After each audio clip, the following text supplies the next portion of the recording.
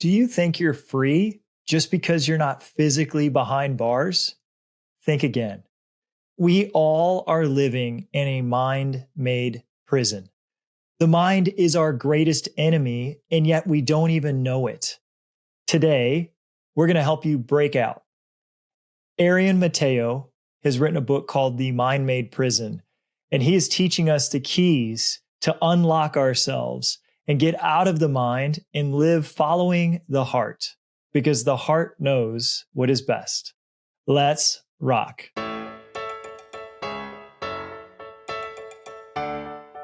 Welcome to the Good Mood Revolution. I'm your host, Matt O'Neill, and I've spent the last 15 years mastering the art of lasting happiness. Look, happiness isn't just a feeling, it is a skill, and it's a skill that you can learn and master. This show is your training ground. Let your Good Mood Revolution begin now. Well, today we're going to be talking with a true master of understanding how our outer world is just a reflection of our inner world, and that the problems that we think are plaguing us in this external world are just created by our state of mind, our decisions on meaning of life, and I'm just so excited. I've been diving into his books. He wrote a book that sold over 100,000 copies called The Mind Made Prison, and followed it up with a book that has been equally as important to me called The Heart Knows: The Art of Living as Love. We are talking today to Arian Mateo. Mateo, welcome to Good Mood Revolution. Thank you, brother. It's good to be here. Good to be here with you. So you were just 23 years old when you wrote a book that sold 100,000 copies worldwide. And you were telling me that this book came to you just kind of in a flash, and it was written in just 14 days. I have pored over the content that you wrote in those 14 days, and it has just been so profound and so deep. We're going to talk about all of your work, but just for the audience, what is a mind-made prison? Yeah, that's a beautiful question. I think most of us relate and resonate with this feeling of, the Buddhists would call it suffering, right? Where things feel tight, we have a sense of dis-ease, worry, concern, resistance to life, and all of that to me is the mind-made prison. It is created by our own patterns of thinking, by our emotional patterns, and the combination of the two. Now, that can be very difficult to see for many of us, especially when we're really caught in it, because part of the mind-made prison is that, no, I'm not doing this myself. This is happening to me, and this is really coming from outside. So that is part of the mind-made prison. But say it succinctly, I would say it's this creation of suffering for myself, this creation of limitation where things feel stuck, frozen, and limited, not just on a mental level, but it also manifests on a bodily and energetic level. That is how I would describe the mind-made prison. And we don't have to be in prison, right?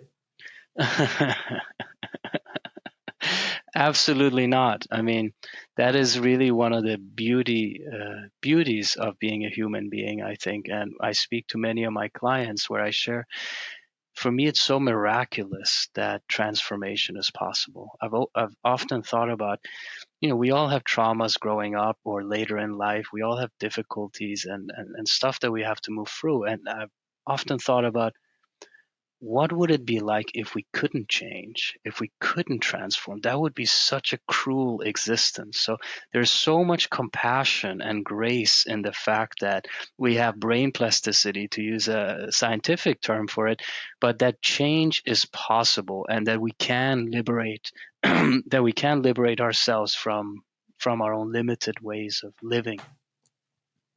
One of the most profound things that I read was that you said in the book, it seems like we're making conscious decisions, but we're not. Mm-hmm. Our beliefs are actually directing everything in our life. Yes. Yeah. Can you explain this? Yeah. I mean, one of Freud's prodigies and colleagues, Carl Jung, had a saying where he said something like, we live according to our subconscious, and we call it destiny. As long as we don't make the subconscious conscious, we're basically just kind of operating from deeper forces that we're not aware of, and we call it destiny. So I like the idea. I like the idea of blind spots. I'm sure you've heard that term, blind spots, and it took me many years to actually get what a blind spot is. Funnily enough, even as a psychologist, I read about it, I'd studied it, but when I actually got it experientially, Matt, it was like, oh, now I get it. A blind spot is a blind spot. You cannot see a blind spot in any way. That is why it is a blind spot. Where I had this idea, yeah, it's something I know about it, but you just don't see it. And those blind spots can create so much suffering for us, so much limitation, so much challenge in our relationships, in our business, in our life.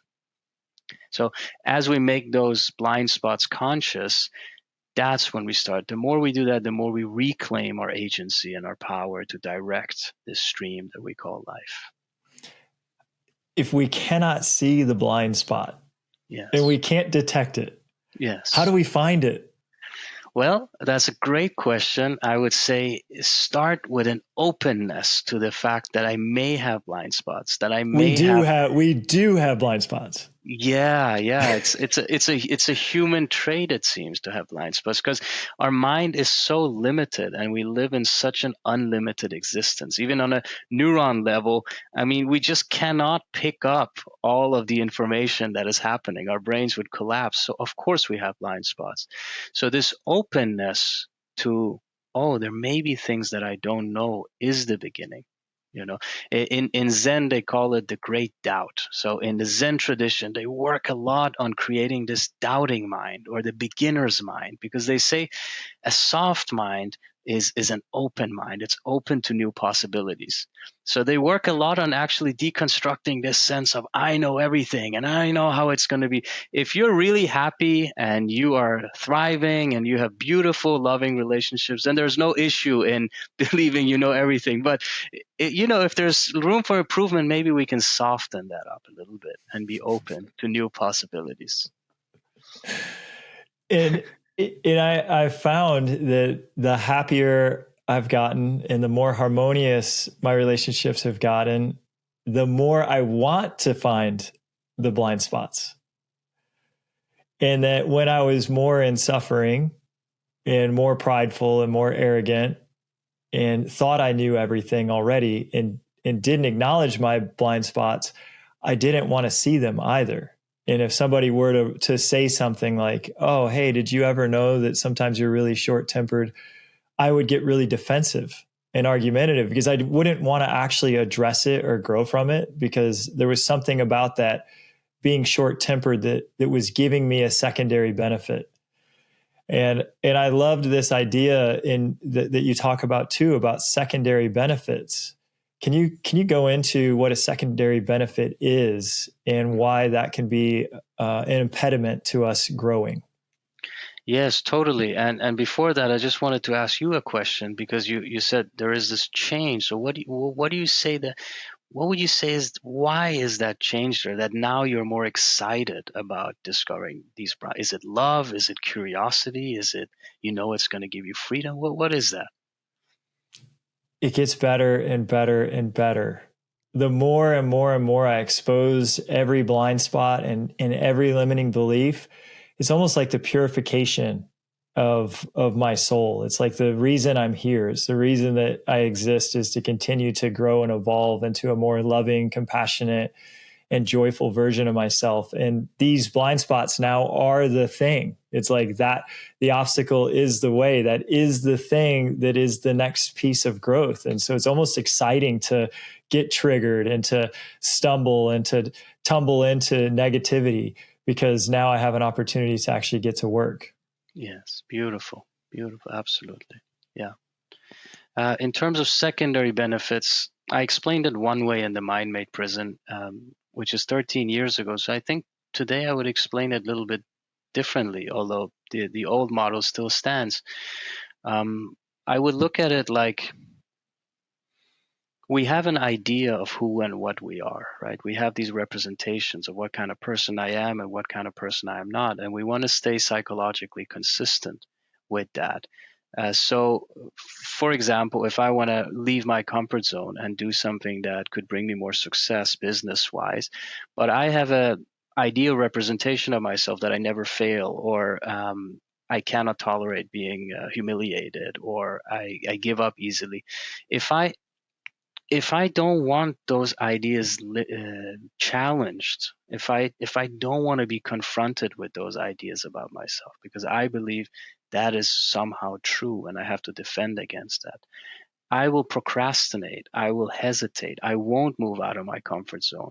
And the secondary benefit in this case would be that I get to avoid confronting these self ideals, and I get to keep this image I have of myself that I never fail, etc., which is not true. We all experience failure. We all experience hardships.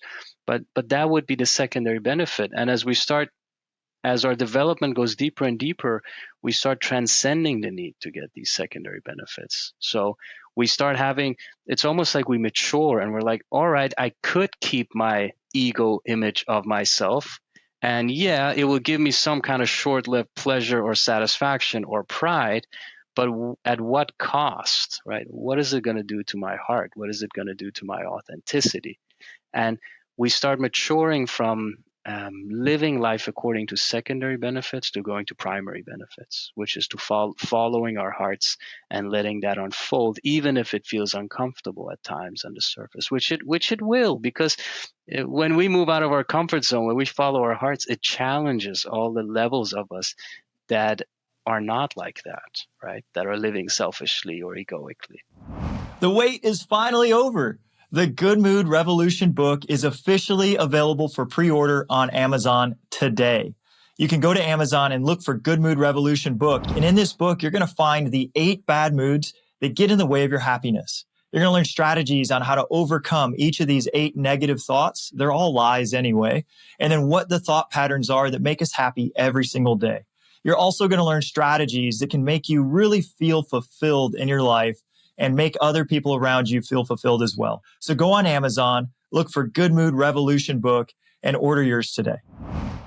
Well, the definition of getting out of our comfort zone is to get uncomfortable. Yes. Yes. And being uncomfortable is uncomfortable. Yes. Yes. You talk about following our heart rather than our ego. And I know that you teach this. How can we know what directive is coming from an egoic thought and what directive is coming from our higher self or our heart? Yeah, that's a wonderful question. And following our heart is step 3 of the awareness method that I've developed. It's a third step because it is, to me, one of the most powerful spiritual practices, transformative practices that we can engage in. We can meditate all we want and do affirmations and do all kinds of things, and that can be helpful. But if we're not really coming from our hearts in our life, if we're not engaging from that deepest part of our soul, it's still limited. Initially, it's difficult to know because for many of us, there are so many voices of fear. So when we try to listen to our heart, there's just these voices screaming. At least this was what it's like for me initially. Like, what do you mean the heart? What is the heart? And trying to figure out what is the heart and analyzing and rationalizing. And oh, that's just a hippie concept. And so there can be all these other voices that are overwhelming it.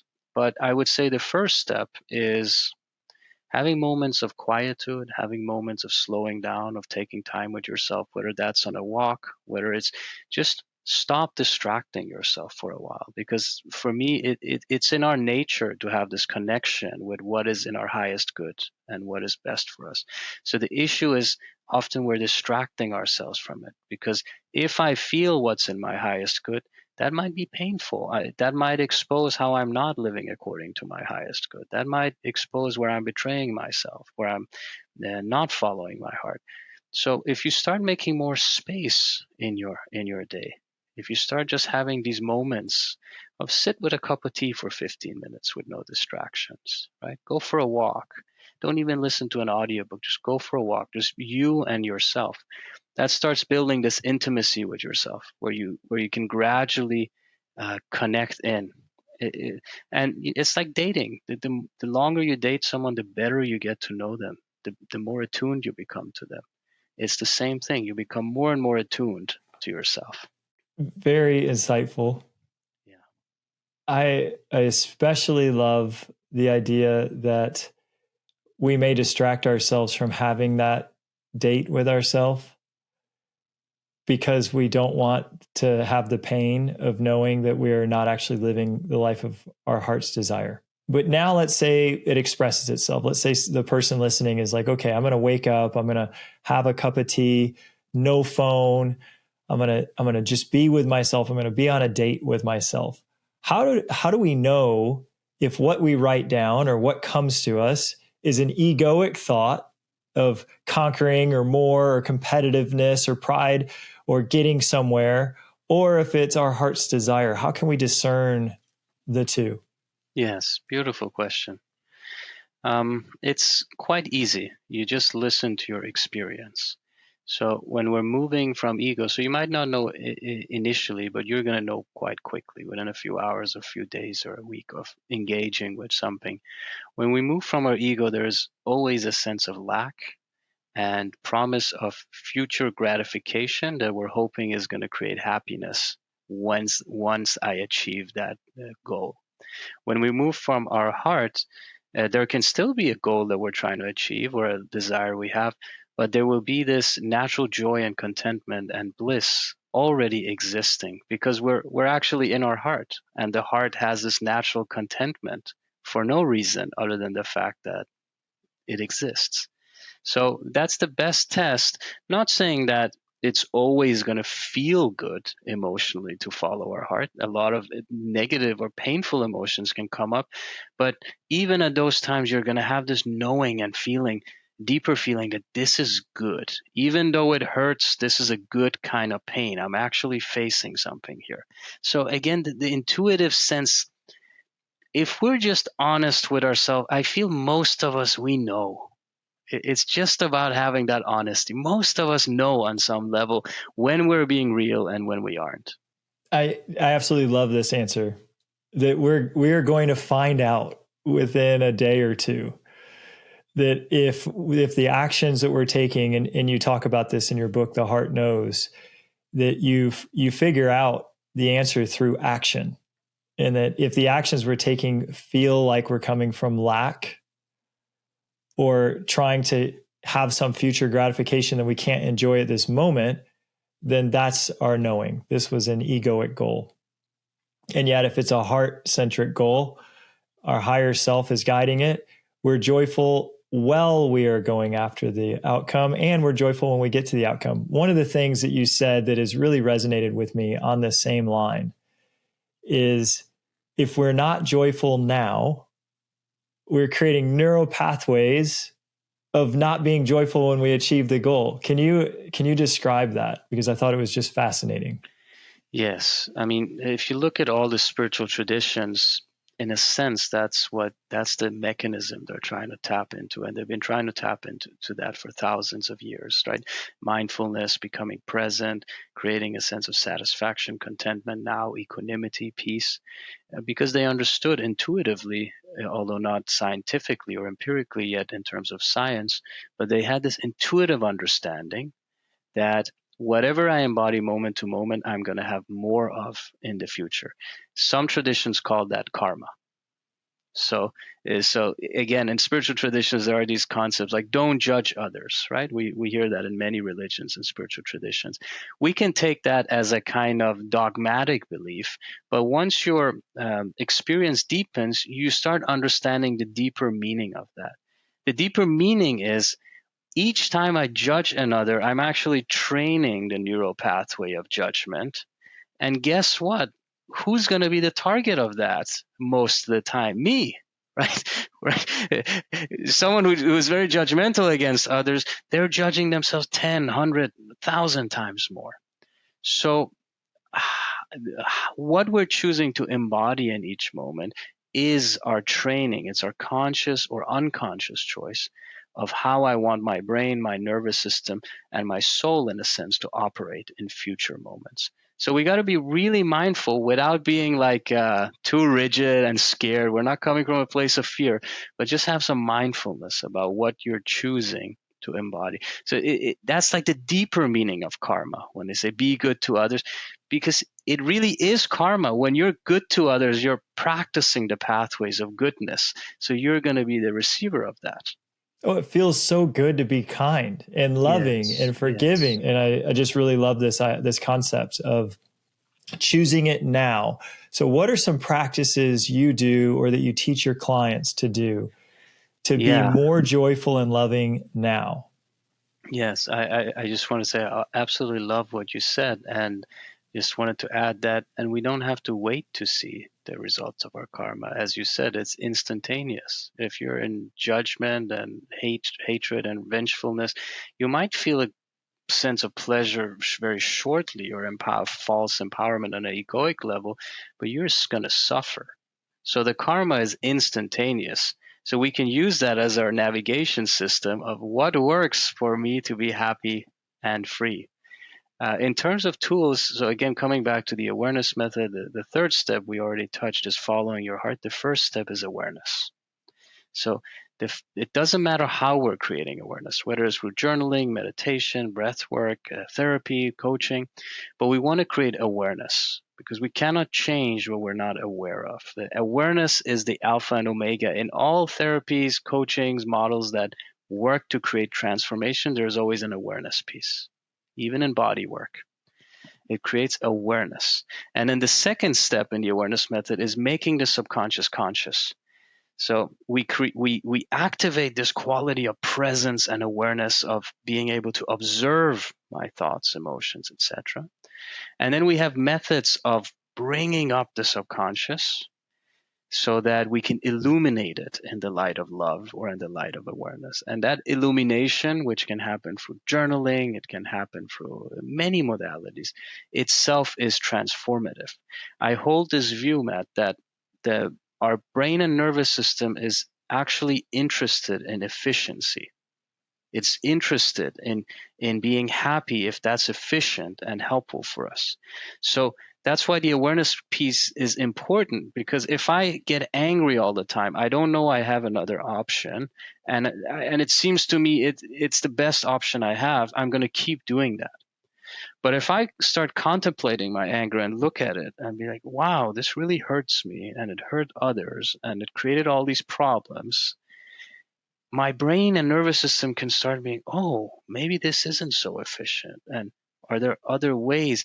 And the nervous system is interested actually in taking more efficient pathways that can bring us more peace, more happiness. So we start giving ourselves a taste of this. And then, the transformation work can be very difficult, but at its root is very simple. Our whole organism wants to transform into an easier, lighter way of being. We're built actually for a kind of joy and happiness and cooperation and ease. Are you looking to take your happiness to another level? If you're looking to be more successful, we need to be happier because success and happiness go hand in hand. But sometimes we get stuck in thought patterns we don't even know are holding us back. And we need a coach or a mentor to see things we can't see with our own eyes. I've had coaches and mentors help me access levels of happiness I couldn't have achieved without them. I'm now offering that same service to a small, select number of people. If you think one-on-one coaching could elevate your happiness, go to mattoneil.com and click the coaching tab to learn more. I look forward to talking with you.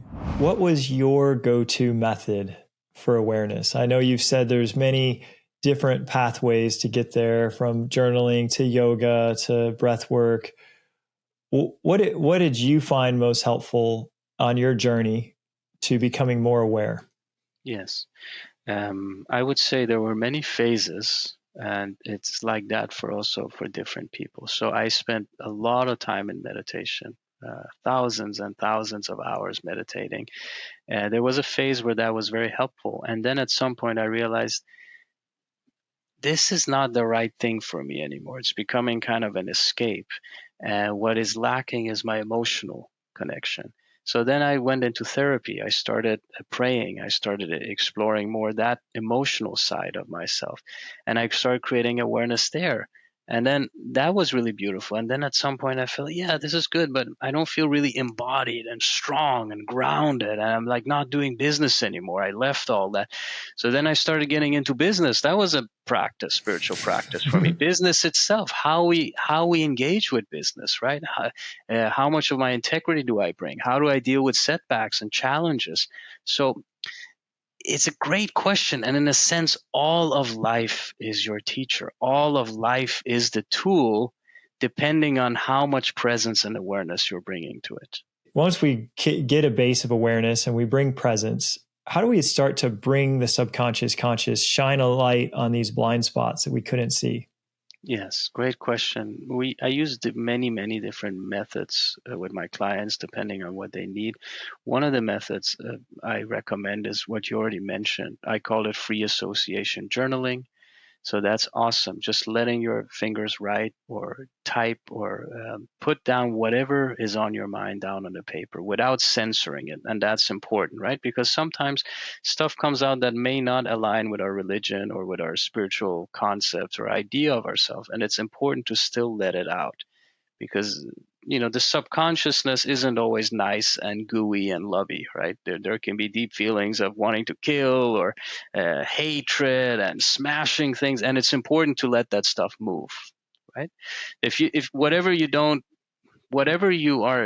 give awareness, whatever you don't include is running you. Basically, it's a shadow. And we don't want that because then we have a situation of someone who is like nice on the surface for 20 years and then he or she just explodes and does something really, really destructive, right? We want to become friends with our subconsciousness. So journaling is very helpful. We can use meditations that are less focused on building mindfulness, more focused on connecting with different parts of us. For example, there is a system you might be aware of called internal family systems, where you're connecting with different parts of your psyche. So this is a different kind of meditation that's mixing mindfulness with psychology. It's called internal family systems. It's a very, very helpful system. So for example, you can connect with the part of you that is scared.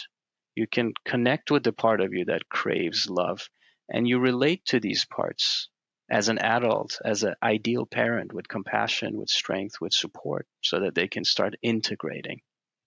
Whereas normally those parts may come up, and I think I am actually this part that craves love. I'm totally lost in it. So it's like detaching and starting to work with it. Yeah, in the book The Heart Knows, you talk about just creating a space for absolute love for yourself as you experience this challenging emotion.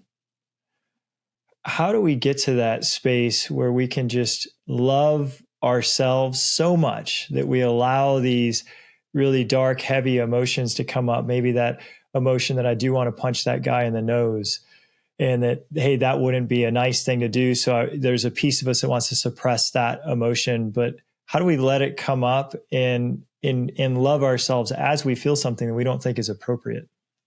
Yes. So the first key is awareness as you're naming, right? You're actually shining the light of awareness. You say, okay, well, there's this part that really wants to go and punch that guy in the nose or in the eye socket or whatever it is. And then there is this other part that says, no, you can't do that. I need to suppress you.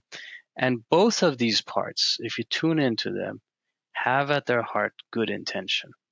They might not be the smartest thing to do behaviorally, but but the part that wants to go and punch someone in the nose has a good intention. Maybe it wants to reestablish your sense of boundary. Maybe it wants to feel less threatened, feel more safe, right? So as we start looking at these parts with more awareness, with curiosity, we can start feeling, wow, there's a good intention.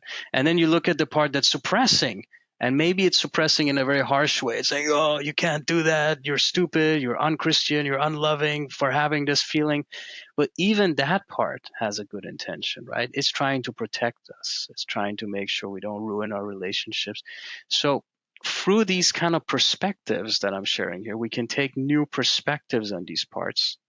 And the outcome of that is our inner experience starts softening. Instead of being very tight and stuck, it starts softening a little bit, just like when someone gives us a warm hug and we just kind of melt. It can start having the same effect.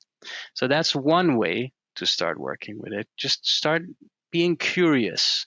How is this part trying to help me? You can ask that question. Or what is the need of this part? And you can do that. This question you can use with any part. It doesn't matter how bad it seems, because it has a deeper needs. It's trying to help somehow.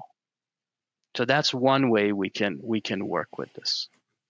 I think it's beautiful what you're saying. Another thing you said in one of the books was that everything we do, everything anyone ever does, ultimately is to have a goal to feel good, to be happy.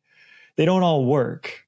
The things we do don't always work, but everything we're doing, it has this intention that it's going to be good for us or good for the world. And you've just explained that really great with, hey, there's this piece that wants to punch this guy. It's also trying to help us. It's trying to help us express our boundaries, perhaps, or protect our family or protect ourselves. And that's might not be the smartest thing to do, but it's coming from a good place.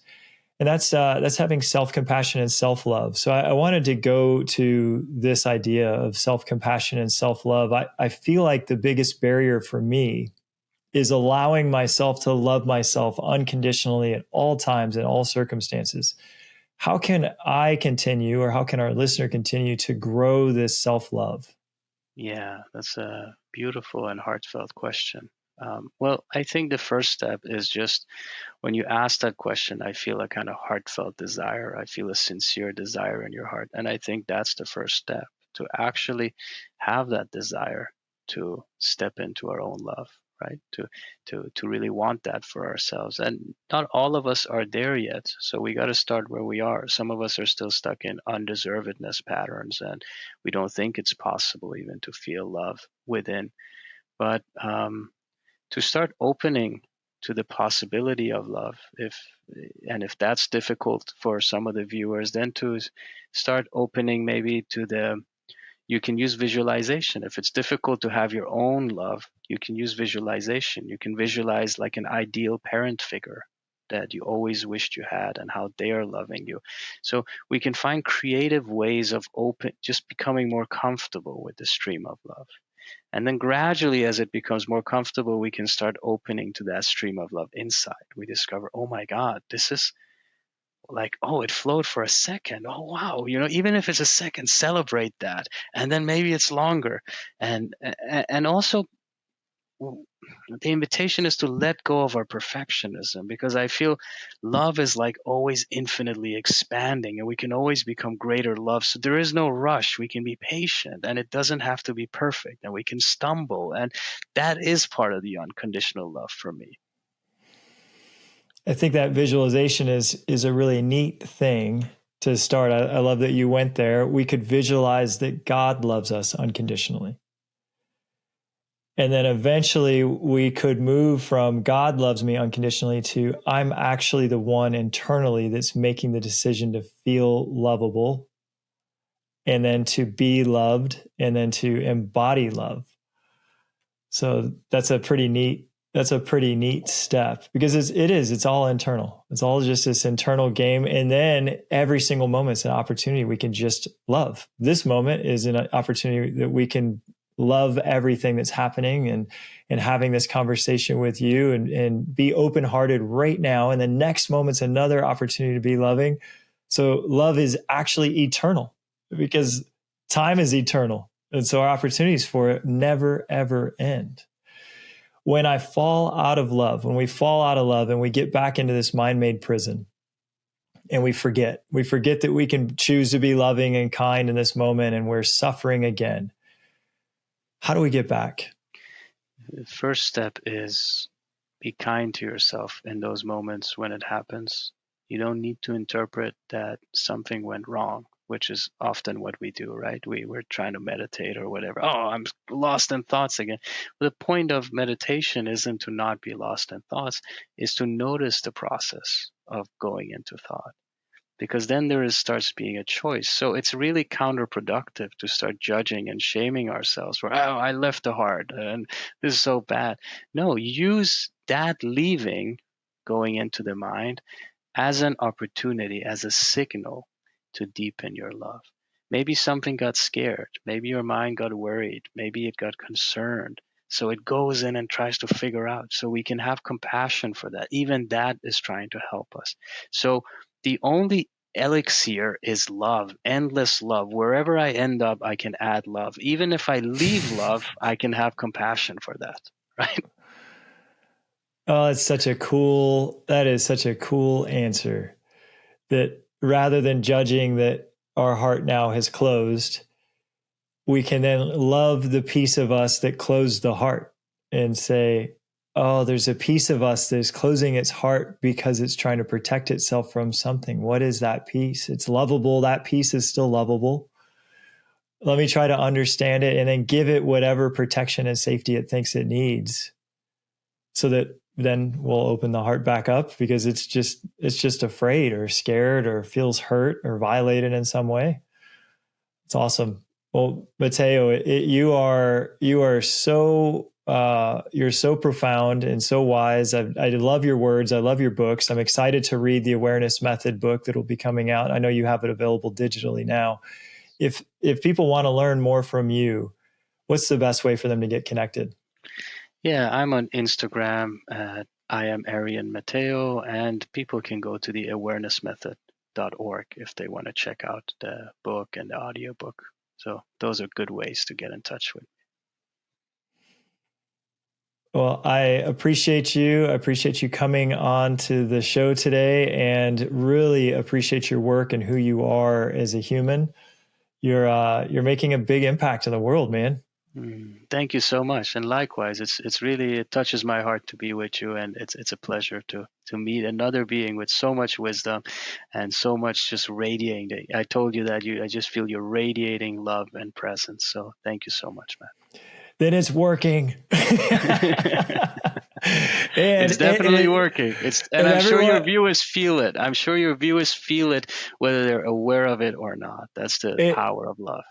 And hopefully, right, us being here, now everyone that is leaving this show is leaving with an open heart in the way that they then talk with their children, their spouses, their coworkers, is in a very loving, compassionate, and kind way. So y'all, thank you for listening, and go out there and just be love, because you have the permission to do it. We'll see y'all next week. Thank you for listening to this week's episode with Matt O'Neill.